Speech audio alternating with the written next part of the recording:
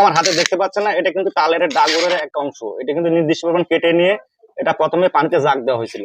পানি থেকে তুলে নিয়ে এসে যখন জাগ হয়ে গেছে তখন দেখেন মুগর দেখতে পাচ্ছেন না, এই মুগর দিয়ে কিন্তু পিটিয়ে নিয়ে এরকম অবস্থা করে নিয়ে আসে। আর এখন এর মধ্যে থেকে আঁশ বের করবে। আর এই দিদি এই যে বাঁশের চোটার মাধ্যমে কিন্তু আঁশগুলো বের করে নিচ্ছে।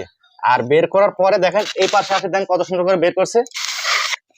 এই দেখেন দেখেন কত সুন্দর করে আঁশগুলো বের করছে।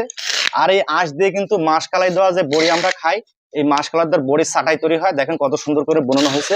পাশাপাশি কিন্তু এই আঁশ দিয়ে মাছ ধরা যে খোলসুন বাজারে বিক্রি হয়, এই মাছ ধরা খোলসুন কিন্তু বানানো হয়। আর এই আঁশ দিয়ে মাছ ধরা খোলসুন এবং চাটা যদি বানানো হয় তাহলে কিন্তু দীর্ঘদিন লাস্টিং করে এবং এগুলো নষ্ট হয় না, পানিতে পচে না। ঠিক তো দিদি? অনেকদিন লাস্টিং করে না। এর আগে কি দিয়ে বানাচ্ছিলেন? বেত দিয়ে না? আর বেতের সাথে এটা অনেক ভালো না, এটা বেশি দিন লাস্টিং করে। দেখেন কত সুন্দর করে আঁশগুলো বের করছে।